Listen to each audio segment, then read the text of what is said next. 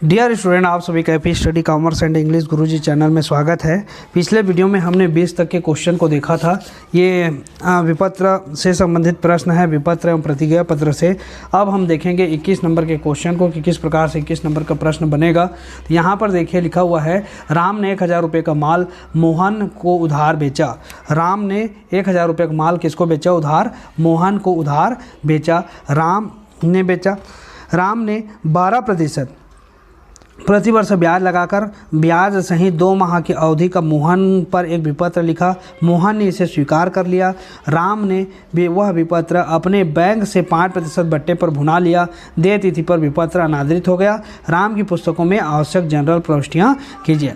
देखिए, इसमें 2 चीज़ों को देखना आपको। राम ने माल मोहन को किसको बेचा? मोहन को। मोहन कौन है? क्रेता है और राम विक्रेता है। ठीक है, तो यहाँ पर हम याद रखेंगे मोहन जो है क्रेता है, उसको हम क्या बोलते हैं? स्वीकर्ता बोलते हैं। ठीक है, क्या बोलेंगे? स्वीकर्ता। और राम को क्या बोलेंगे? हम लेखक बोलेंगे। ठीक है, राम क्या हो गया? लेखक हो गया और ये स्वीकर्ता हो गया। तो मोहन ने स्वीकार किया। राम ने लिखा, एक विपत्र लिखा जिसको मोहन ने स्वीकार किया। ठीक है, और राम ने उस पर क्या लगाया? 12% प्रतिवर्ष ब्याज लगा दिया है। ठीक, और राम ने वह विपत्र अपने बैंक से 5% बट्टे पर भुना लिया। अब पैसे की ज़रूरत पड़ी होगी राम को, तो वो क्या किया? बैंक जा करके उस विपत्र को बट्टे पर भुना करके ले आया। अब जब भुगतान की तिथि आई तो विपत्र जो है अनादृत हो गया। अनादृत हो जाना मतलब विपत्र का भुगतान जो है मोहन ने नहीं किया। मोहन के पास वो विपत्र गया होगा, भुगतान के लिए बैंक वाले ने भेजा होगा, लेकिन मोहन क्या किया? भुगतान करने से मना कर दिया, भुगतान नहीं किया।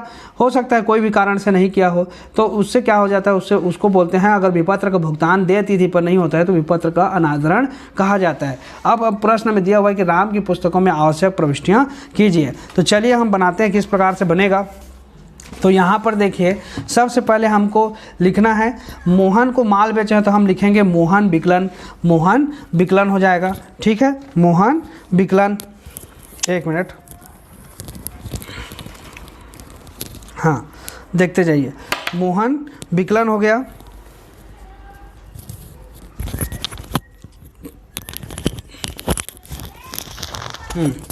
अब देखिए, मोहन विकलन हो जाए विक्रय खाता से। मोहन विकलन क्या हो गया? विक्रय खाता से माल उधार बेचा। ठीक है, कितने का बेचा? 1000 का बेचा है, इसलिए हम लिख दिए 1000 और यहाँ पर भी 1000 लिख दिया है।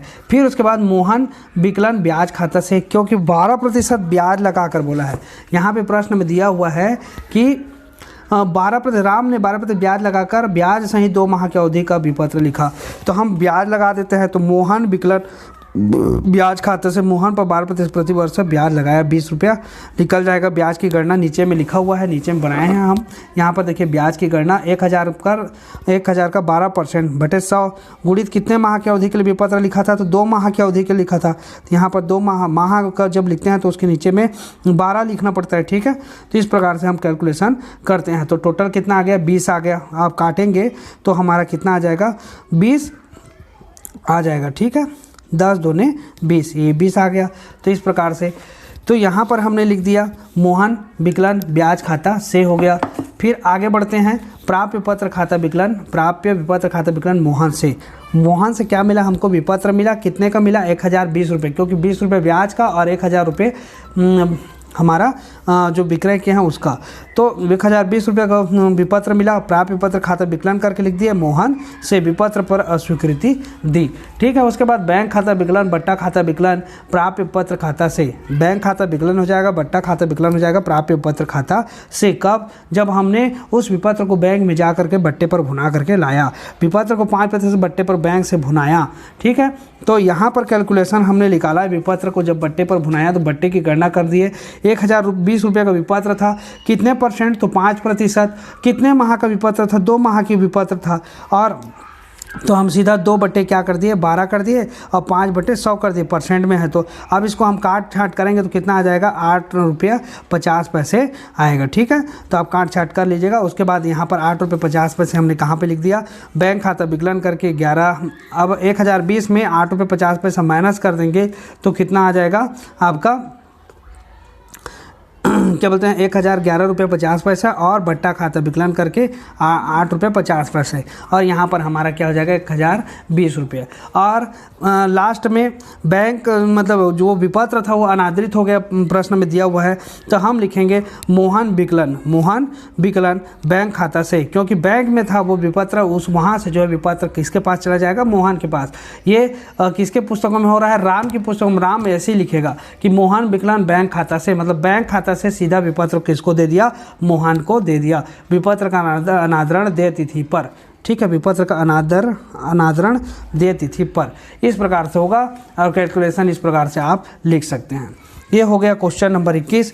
क्वेश्चन नंबर 22 को देख लीजिए। क्वेश्चन नंबर 22 में दीपक ने गगन को 1 मई 2000 को 1000 रुपये का माल बेचा और उसी दिन 1000 रुपये का 3 माह की अवधि का एक बिल लिखा, बिल मतलब विपत्र लिखा, उसे बिल पर स्वीकृति प्राप्त हो गई, मतलब उस विपत्र पर स्वीकृति दे दिया। किसने दिया, गगन ने दिया है। गगन क्या स्वीकारता है, दीपक ने गगन को माल बेचा, तो गगन क्रेता हो गया, खरीदने वाला, और दीपक बेचने वाला।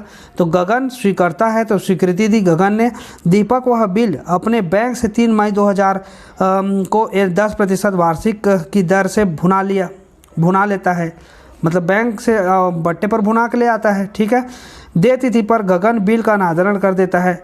बैंक 10 रुपये निकराई ब्याज देती है। दीपक की पुस्तकों में आवश्यक प्रविष्टियाँ कीजिए। सेम उसी प्रकार का जैसे हमने 21 नंबर का बनाया, यहाँ पर एक चीज़ जुड़ा हुआ है, क्या, बैंक 10 रुपये निकराई ब्याज देती है। निकराई ब्याज क्या होता है, जब विपत्र का अनादरण हो जाता है उस समय विपत्र अनादरण हो गया करके उसकी पुष्टि कराने के लिए जो आलोकन अधिकारी होता है, उस आलोकन अधिकारी को हमको जो है निकराई व्यय देनी पड़ते हैं। वो प्रमाणित करता है कि वास्तव में विपत्र अनादृत हुआ कि नहीं, उसके लिए वह विपत्र को भेजता है, और उसके बाद भी अगर भुगतान करने से जो स्वीकर्ता है वो मना कर देता है, उस स्थिति में वहाँ पर एक नोट टिप डाल देता है कि विपत्र का भुगतान होने से मतलब करने से मना कर दिया गया करके, इस प्रकार से।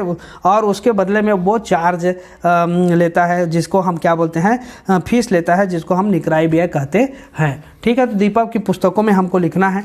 तो यहाँ पर देखिए, सबसे पहले पंजी प्रविष्टि देखते हैं क्या होगा। तो हम लिखेंगे गगन विकलन विक्रय खाता से, गगन को माल बेचे इसलिए गगन विकलन विक्रय खाते से, और दूसरा हो जाएगा प्राप्य विपत्र खाता विकलन, प्राप्य विपत्र खाता विकलन गगन से, क्योंकि विपत्र पर गगन ने स्वीकृति मिली है इसलिए हमने 1000 लिख दिया। अब उसको बैंक से बट्टे पर भुना लिया। मई 3 तारीख को बैंक खाता विकलन बट्टा खाता विकलन प्राप्य विपत्र खाता से जो विपत्र मिला था उसको बट्टे पर भुना लिया, तो बैंक खाता विकलन बट्टा खाता विकलन प्राप्य विपत्र खाता से विपत्र को 10% बट्टे पर भुनाया। 975 रुपये का बैंक से राशि मिलेगा, और 25 रुपये क्या हो जाएगा, 25 रुपये जो है बट्टे के रूप में चला जाएगा। ठीक है, क्योंकि 1000 का जब निकालेंगे, परसेंट निकालेंगे, तो 1000 गुणित 10/100 करेंगे, गुणित 3/12 करेंगे, तो आप कटाएंगे तो कितना आ रहा है, 25 रुपये आ रहा है। ठीक है, फिर उसके बाद यहाँ पर देखिए गगन, अब विपत्र अनादरण हो गया भुगतान तिथि पर, तो हम लिखेंगे गगन को सीधा दे देंगे, तो गगन विकलन बैंक खाता से, गगन विकलन बैंक खाता से। अब यहाँ पे क्या लिखेंगे, हम लिखेंगे विपत्र का अनादरण एवं निकराई व्यय बैंक द्वारा किया गया या दिया गया, बैंक द्वारा जो है भुगतान किया गया है किसका, निकराई व्यय का। तो हम 2 बार बैंक खाता ना लिख करके केवल 1 बार लिखेंगे, क्योंकि बैंक ने वापस किया और उसका चार्ज भी लगाया इसलिए। तो कितना रुपए, 1000 का विपत्र था लेकिन 10 रुपये हमने और जोड़ दिया किसका, निकराई व्यय का, इसलिए 1010 रुपये हो गए। यहाँ पर भी 1010 रुपये हो गया। ठीक है, 10 रुपये किसका था, निकराई व्यय का है ना। तो गगन विकलन बैंक खाता से, इस प्रकार से पंजी प्रविष्टि क्वेश्चन नंबर 22 का होगा। बट्टे की गणना हमने यहाँ पे लिख दिया है। अब क्वेश्चन नंबर 22 हो गया। क्वेश्चन नंबर 22 के बाद हम चलते हैं क्वेश्चन नंबर 23 की ओर। क्वेश्चन नंबर 23 में देखिए क्या लिखा है। 1 अप्रैल 2000 को सुनील ने अनिल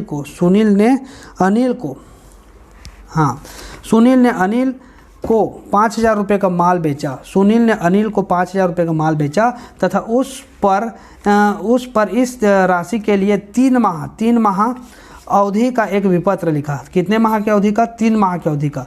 सुनील ने अनिल को 5,000 रुपये का माल बेचा। सुनील ने बेचा, किसको बेचा? अनिल को। अनिल स्वीकर्ता हो गया और सुनील क्या हो गया? विक्रेता हो गया। ठीक है, अनिल क्रेता, सुनील विक्रेता। ठीक, तो अनिल को हम क्या लिखेंगे? बोलेंगे लेखक बोलेंगे। ठीक है, लेखक, और इसको स्वीकर्ता बोलेंगे। अब उस पर इस राशि के लिए 3 माह अवधि का एक विपत्र लिखा। 3 माह की अवधि का विपत्र लिखा। किसने लिखा? सुनील ने। अनिल ने इस विपत्र पर स्वीकार कर लिया। अब अनिल क्या कर दिया? उसको स्वीकृति दे दिया। दे तिथि पर विपत्र अनादृत हो गया। अनादृत हो गया मतलब अनादरण हो गया, भुगतान नहीं किया। एवं 50 रुपये आलोकन व्यय के हुए सुनील की पुस्तकों में उपयुक्त के लिए जनरल के लेखे कीजिए। उपयुक्त के लिए मतलब यहाँ पे कंडीशन दिया हुआ है। कंडीशन में यहाँ पर दिया है यदि भुगतान तिथि तक विपत्र सुनील के पास था तो क्या होगा। ठीक है, तो उस स्थिति के अनुसार हम यहाँ पे करेंगे।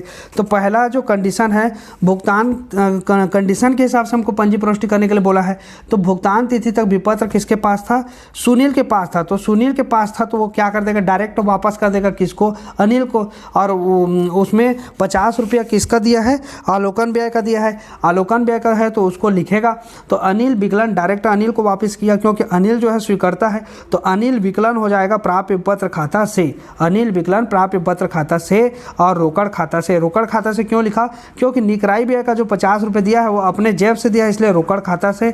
और जो विपत्र था वो तो अनादृत हो गया तो उसको वापस लौटा दिया। किसको? अनिल को। इसलिए अनिल विकलन प्राप्य पत्र खाता से और रोकड़ खाता से। रोकड़ खाता से इसलिए क्योंकि आलोकन व्यय का उसने 50 रुपये दिया है। तो विपत्र का अनादरण एवं निकराई व्यय का भुगतान। निकराई व्यय को ही आलोकन व्यय कहा जाता है, इसको ध्यान रखिएगा। ठीक है, उसके बाद दूसरा कंडीशन यहाँ पे दिया हुआ है।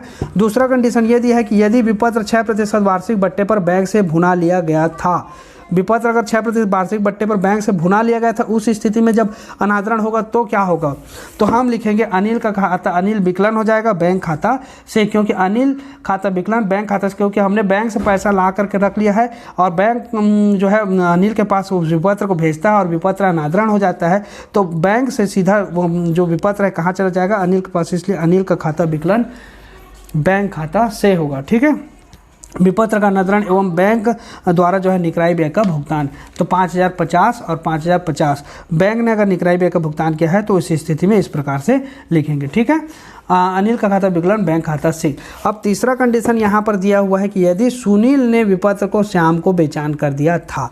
अब यह जो सुनील ने विपत्र को किसको बेचान कर दिया था? सुनील लेखक है और उसने विपत्र को किसको बेचान कर दिया? श्याम को बेचान कर दिया है। तो यहाँ पर क्या लिखाएगा? श्याम को बेचान कर दिया है। सुनील ने विपत्र को श्याम को बेचान कर दिया है। तो बेचान करते समय पंजी प्रविष्टि जो होता है वो होता है श्याम का खाता विकलन। ठीक है, अनिल से करके। लेकिन यहाँ पर क्या हो रहा है? विपत्र अनादृत हो गया। अनादृत हो गया तो हम लिखेंगे अनिल विकलन हो जाएगा, जस्ट उल्टा। अनिल विकलन श्याम से। अनिल विकलन क्या हो जाएगा? श्याम से। हम जो है अनिल विकलन क्या लिखेंगे? श्याम से करके लिखेंगे। ठीक है, ये किसकी पुस्तकों में हो रहा था? ये लेखक की पुस्तकों में पंजी प्रविष्टि इस प्रकार से होगी। तो अनिल विकलन श्याम से विपत्र का अनादरण बेचान के बाद एवं आलोकन व्यय निकराई मतलब व्यय का भुगतान किया गया। तो अनिल विकलन श्याम से करके हम 5,050 है, यहाँ पर भी 5,050 रुपये लिख देंगे। क्लियर हो गया? 22 नंबर का क्वेश्चन भी क्लियर। आप देखिए 23 नंबर का क्वेश्चन भी क्लियर। आप 24 नंबर के क्वेश्चन की ओर आगे बढ़ते हैं और समझते हैं कि किस प्रकार से पंजी प्रविष्टि होगी। भरत ने अजय को 5,000 रुपये का माल बेचा और उस पर 3 माह की अवधि का उस पर उतनी ही रकम के लिए विपत्र लिखा। मतलब 5,000 रुपये के लिए ही 5,000 रुपये के लिए ही क्या लिखा? विपत्र लिखा। 5,000 का माल बेचा और 5,000 के लिए ही विपत्र लिखा है। और कितने माह की अवधि का है? वो 3 माह की अवधि का है। उपस्थिति पर अजय ने प्रलेख को स्वीकार कर लिया और यदि विपत्र अनादृत हो जाए तो बताइए दोनों की पुस्तकों में निम्न दशाओं में क्या पंजी प्रविष्टियाँ होंगी। पहला जो कंडीशन है वो है यदि भरत देय तिथि तक विपत्र अपने पास रखे। भरत देय तिथि तक विपत्र किसके पास रखे? अपने पास रखे।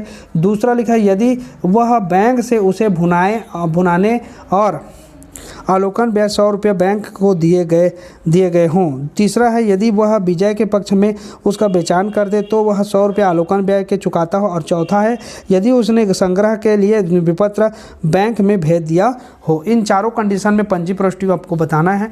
तो सबसे पहले तो भरत ने अजय को 5,000 रुपये का माल बेचा। भरत ने बेचा, अजय को बेचा, तो अजय क्या हो गया, अजय यहाँ पर हो गया स्वीकर्ता और भरत क्या हो गया, लेखक हो गया।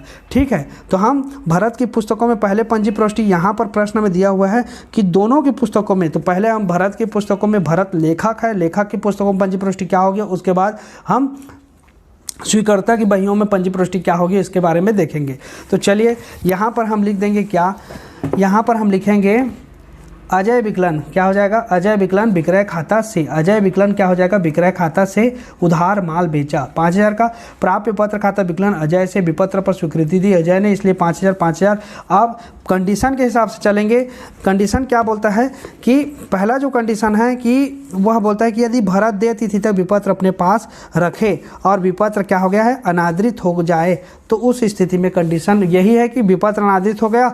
और उस स्थिति में बताना है, ये 4 कंडीशन है और विपत्र अनादृत हो गया तो क्या क्या कंडीशन मतलब एंट्री होगी। तो अजय विकलन हो जाएगा प्राप्य पत्र खाता से, अजय विकलन प्राप्य पत्र खाता से। हमने विपत्र को क्या कर दिया, अजय को वापस लौटा दिया। भुगतान तिथि पर विपत्र अनादृत हो गया तो हमने उसको क्या कर दिया, लौटा दिया। ठीक है, इस प्रकार से एंट्री होगी। अगर प्रश्न में दिया रहता कि निक्राई व्यय या अवलोकन व्यय के हम चुकाया गया है करके, तो हम उसमें एंट्री करते। जैसे यहाँ पे दूसरा वाले कंडीशन में दिया है कि 100 रुपये बैंक ने जो है अवलोकन व्यय के दिए, वहाँ पर पंजी प्रविष्टि करेंगे तो अलग होगा। यहाँ पर जैसे देय तिथि पर विपत्र अपने पास रखा और 100 रुपये अवलोकन व्यय के दिया करके रहता तो हम अलग लिखते। क्या लिखते हैं, हम सीधा क्या बोलते हैं, अजय विकलन लिख देते, प्राप्य पत्र खाता से रोकड़ खाता से करके लिखते। लेकिन यहाँ पर प्रश्न में नहीं दिया है कि अवलोकन व्यय का दिया गया है करके, इसलिए हम डायरेक्ट हम लिख देंगे अजय विकलन प्राप्य पत्र खाता से। ठीक, और उसके बाद दूसरा जो कंडीशन है उसके हिसाब से हम चलेंगे कि अजय ने वह जो विपत्र था उसको बैंक से बट्टे पर भुना लिया था और बैंक द्वारा जो है 100 रुपया अवलोकन व्यय के मतलब निक्राई व्यय के दिए हैं, बैंक ने दिया है। अब बैंक से अनादृत हो गया तो क्या होगा, तो बैंक सीधा डायरेक्ट किसको वापस करेगा, अजय को वापस करेगा। तो इसलिए अजय का खाता विकलन बैंक खाता से विपत्र का अनादरण भुगतान तिथि पर किया गया और जो है 100 रुपये अवलोकन व्यय का दिया गया है। तो हम यहाँ पर लिखेंगे 100 रुपये अवलोकन व्यय का दिया गया है, तो हम यहाँ पे क्या कर देंगे 5,100 रुपये यहाँ पे हो जाएगा। ठीक है, तो हम अजय विकलन हो गया बैंक खाता से करके 5,100 की एंट्री होगी।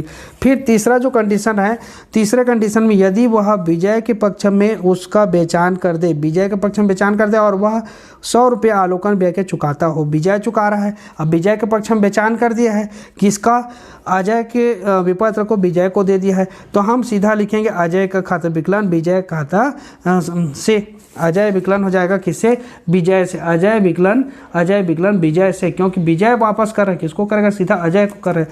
हम अपनी पंजी प्रविष्टि मतलब भारत की पुस्तकों में इस प्रकार से पंजी प्रविष्टि होगी। विपत्र का बेचान पर विपत्र का अनादरण। ठीक है, यहाँ पे 5,100 यहाँ पर भी होगा क्योंकि 100 रुपये जो है अवलोकन व्यय का विजय ने दिया है, इसलिए 5,100। अब यहाँ पर देखिए और एक कंडीशन दिया है, यदि उसने संग्रह के लिए, उसने मतलब भरत ने संग्रह के लिए विपत्र बैंक में भेज दिया हो, विपत्र कहाँ भेज दिया हो, बैंक में भेज दिया हो संग्रह के लिए। यदि उसने संग्रह के लिए विपत्र बैंक में भेज दिया हो, तो बैंक में भेज दिया हो तो बैंक से डायरेक्ट क्या होगा, अजय के पास जाएगा। तो अजय विकलन बैंक विपत्र संग्रहण खाता से, बैंक विपत्र संग्रहण खाता से, क्योंकि हम जब भेजते हैं तो हम लिखते हैं कि विपत्र संग्रहण खाता विकलन प्राप्य विपत्र खाता से करके लिखते हैं पंजी प्रविष्टि में। अब वहाँ से अगर क्या बोलते हैं अनादरण होता है विपत्र का संग्रहण के लिए भेजा गया है, और तो हम लिखते हैं अजय विकलन बैंक विपत्र संग्रहण खाता से या विपत्र संग्रहण खाता से करके भी लिख सकते हैं, विपत्र का अनादरण होने पर। इस प्रकार से जो है पंजी प्रविष्टि होगी। अब देखिए भरत की पुस्तकों में हमने पंजी प्रविष्टि कर ली। आप अगर स्क्रीनशॉट लेना चाहें तो स्क्रीनशॉट ले सकते हैं, है ना। आप पॉज करके वीडियो को आगे पीछे करके आप ले सकते हैं, ठीक है। उसके बाद देखिए अजय की पुस्तकों में भी हमको पंजी प्रविष्टि करना है। तो अजय की पुस्तकों में क्या होगा, क्रय खाता विकलन, क्योंकि पहले माल खरीदा है तो क्रय खाता विकलन भरत से करके लिख देगा। माल उधार खरीदा 5,000 का 5,000, यहाँ पे भी भरत विकलन देय विपत्र खाता से। अब माल खरीदा उसके बाद विपत्र दिया तो भरत विकलन हो जाएगा देय विपत्र खाता से, विपत्र पर स्वीकृति दी, ठीक है। उसके बाद कंडीशन के हिसाब से चलेंगे। पहला जो कंडीशन था उस कंडीशन में क्या था कि यदि भरत देय तिथि तक विपत्र अपने पास रखे तो भरत लौटाएगा उसको। तो यहाँ पे लिखेगा देय विपत्र खाता विकलन, क्योंकि ये जो दिया था वो देय विपत्र दिया था तो वापस भी प्राप्त होगा इसको, तो मिलेगा इसको देय विपत्र ही मिलेगा, प्राप्य विपत्र नहीं लिख सकता। ये केवल क्या लिख सकता है, अजय स्वीकर्ता, और स्वीकर्ता हमेशा क्या लिख सकता है, देय विपत्र लिख सकता है। देय विपत्र खाता विकलन भरत से, भरत को दिया था इस देय विपत्र को और देय विपत्र वापस प्राप्त हो गया, इसलिए लिखा है देय विपत्र खाता विकलन भरत से। विपत्र का अनादरण हो गया और वापस आ गया उसके पास, इसलिए। अब दूसरा कंडीशन ये है कि यदि वह बैंक से उसे भुनाने और आलोकन व्यय 100 रुपये बैंक को दिए गए हों तो दूसरा कंडीशन में भी क्या होगा, देवपत्र विकलन आलोकन व्यय खाता विकलन। 100 रुपये आलोकन व्यय का है, ठीक है। देवपत्र खाता विकलन और आलोकन व्यय खाता विकलन 100 रुपये, कितने रुपये, 100 रुपये है। तो यहाँ पर क्या हो जाएगा, देवपत्र खाता विकलन आलोकन व्यय खाता विकलन, ठीक है।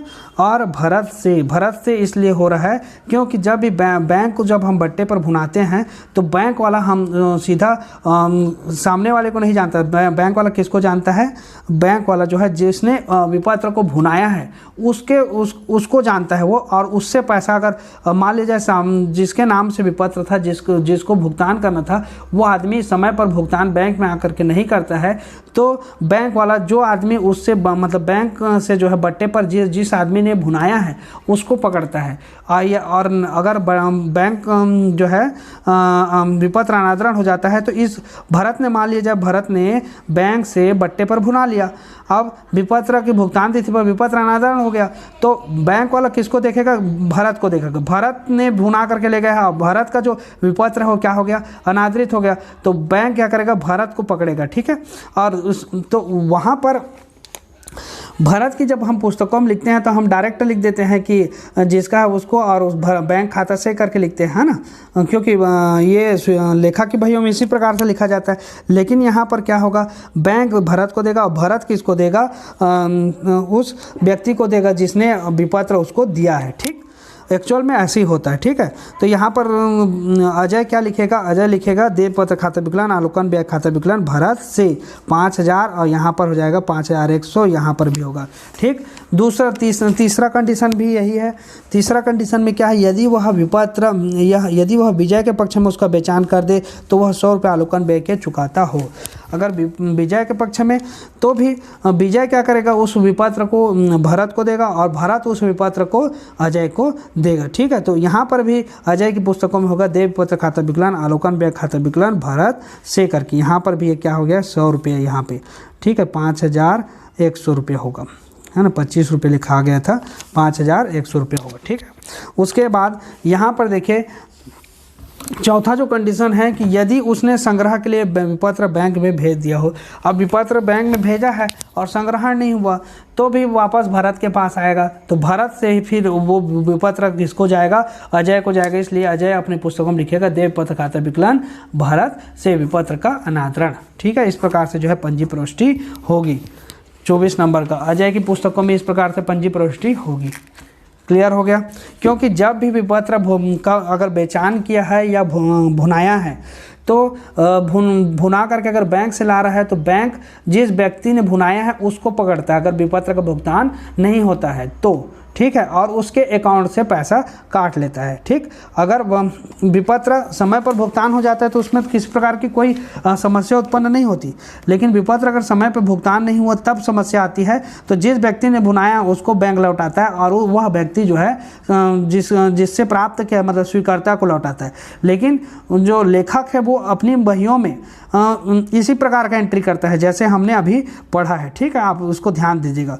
अब यहाँ पर क्या हो गया, जैसे हमने बेचान किया था किसको, बेचान हमने कर दिया था विजय को, तो विजय भी किसको लौटाएगा, भरत को लौटाएगा कि आपका जो विपत्र है वो भुगतान करने से मना कर दे रहा है करके। अब जो भरत है वो फिर उस पर दबाव बनाएगा, किस पर, अजय पर, कि आप भुगतान क्यों नहीं कर रहे हो, क्योंकि विपत्र जो लिखा हुआ था वो भरत ने लिखा था और उसमें स्वीकृति किसने दी थी, अजय ने दी थी। इसलिए इस प्रकार से जो है क्रम चलता है, इसको विशेष ध्यान रखिएगा। ये हो गया सारे अनातरण से संबंधित प्रश्नों के हल। अब नेक्स्ट में हम समझेंगे कि दिवालिया होने या आंशिक भुगतान से संबंधित पंजी प्रविष्टि किस प्रकार से होगा और विपत्र का नवीनीकरण किस प्रकार से करेंगे। तो आज के वीडियो में बस इतना ही। नेक्स्ट वीडियो में हम फिर इसके आगे के प्रश्नों को हल करेंगे।